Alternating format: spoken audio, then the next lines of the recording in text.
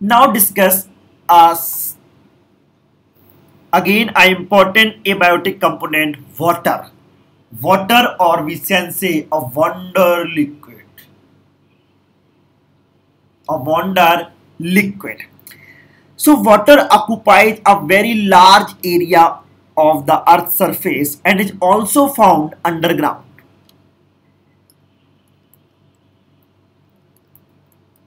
Occupies a very large area of the earth's surface. Very large area of earth's surface. And some amount of water exists in the form of water vapor. Also present in the form of water vapor, in the form of water vapor in the atmosphere.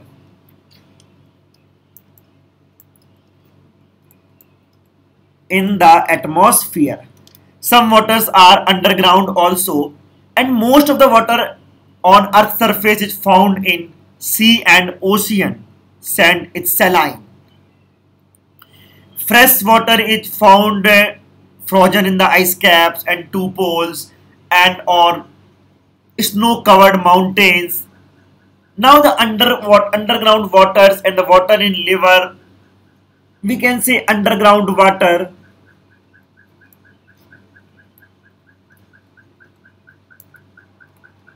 underground water and water in rivers, lakes and ponds is also fresh. Ponds is fresh water. And is fresh water. So availability of fresh water varies from place to place. Practically every summer most places have to face a shortage of water, and in rural areas also where water supply system had not been installed, people are forced to spend considerable amount of time in fetching water from far away resources. So fresh water varies from place to place. Now importance of water.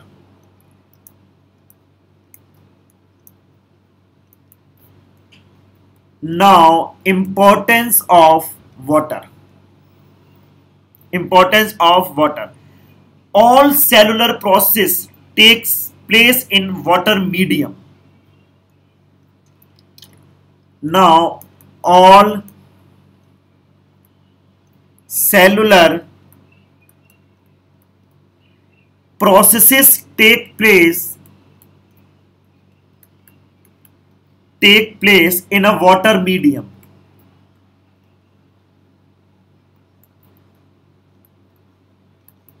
In a water medium. All cellular processes take place in water medium. And all the reactions that take place within our body and within the cell occur between substances that are dissolved in water. Substances are also transported. Substances are also transported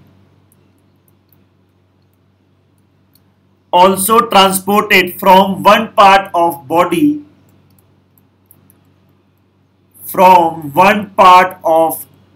a body into other in dissolved form.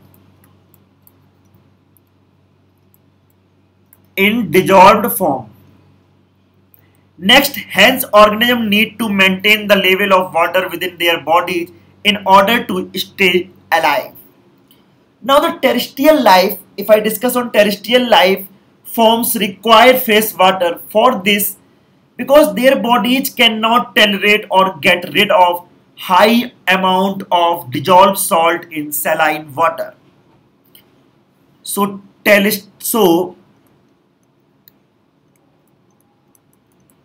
terrestrial life forms terrestrial life forms require fresh water.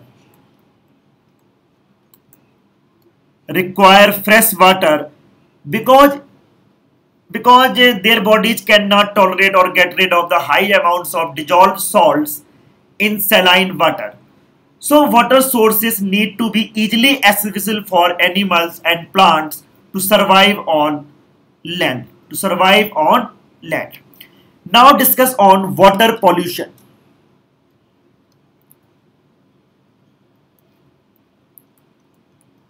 Now discuss on water pollution.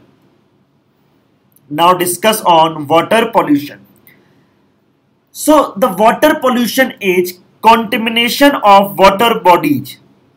So the water pollution is contamination of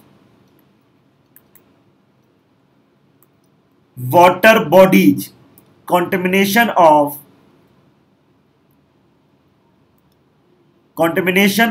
water bodies such as lakes, rivers, ocean and groundwater caused by human activities, which can be harmful to organisms and also plants that live in these water bodies. Now the effect of water pollution is described in 3 points. The first point is addition of undesirable substance to water bodies.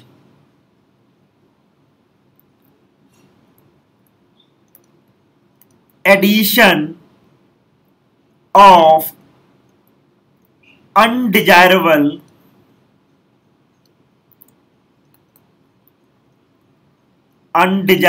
substance to water bodies.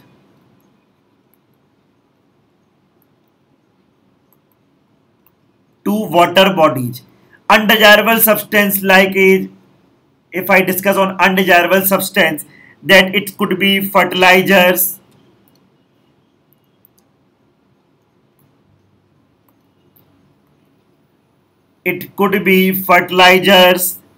pesticides,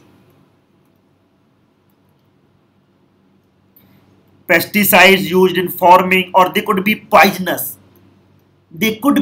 poisonous.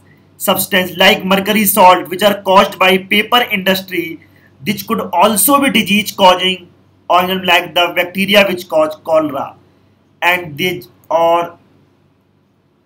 causes disease like cholera. So this is the first point of water pollution. Now discuss on more points. Now the second point is the removal of desirable substance from water bodies. Removal of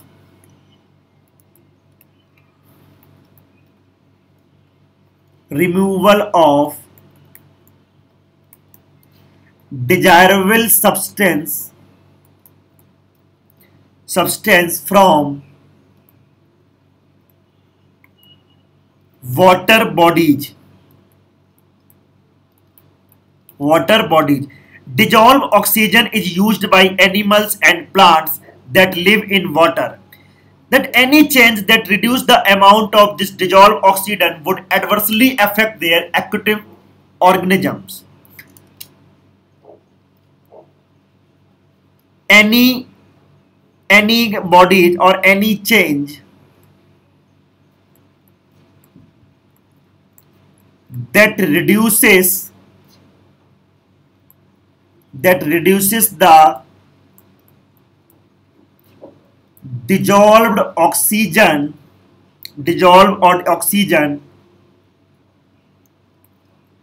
would adversely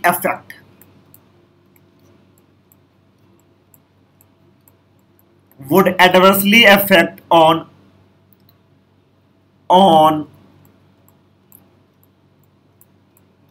aquatic organisms. And the third point is a change in temperature.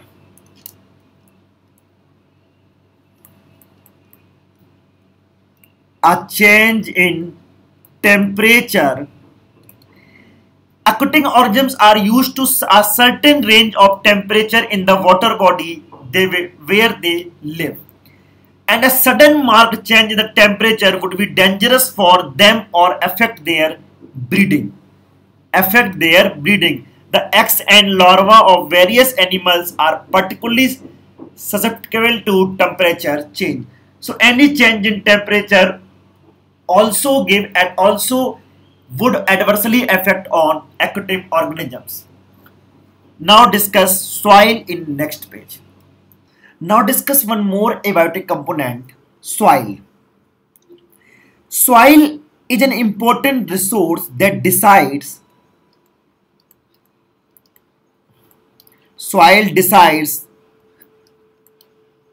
the diversity of life in an area.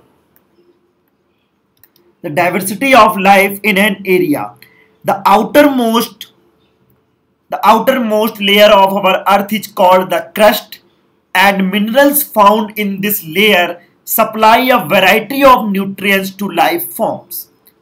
To supply, or we can say outermost layer of our earth is called the crust,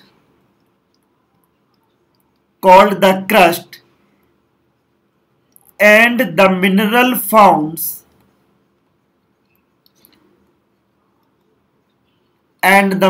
found in this layer supply a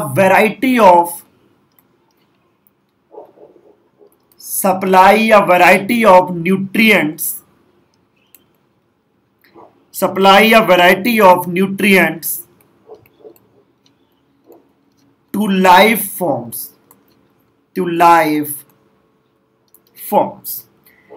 Now the factor which process that makes soil. Now discuss on factor which make processes the factors or processes that make soil. The first factor is the sun. The second factor is water, and the third factor is wind. It starts from the third factor. Wind, in a process similar to the way in which water rubs against rocks and wears them down. Then strong winds also erode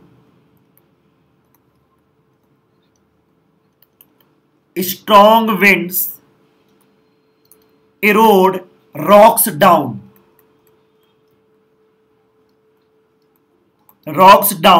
The wind also carries sand from one place to other like water does. So strong winds erode rocks down, and the wind also carries sand from one place to other like water does. So the wind is the factor which processes that makes soil. Now second one is water. Water helps in the formation of soil in two ways. Water helps in the formation of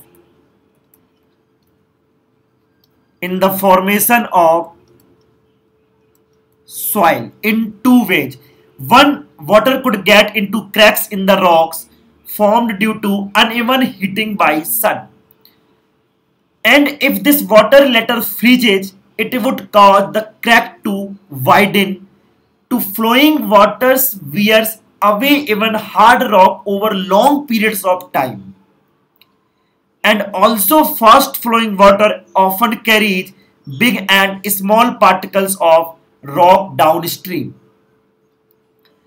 And these rocks rub against other rocks, and the resultant abrasion causes the rock to wear down into smaller and smaller particles. And this is called soil. So water also helps in formation of soil after for cracking, for create crack in rocks and disintegrate into smallest particle. Now the last,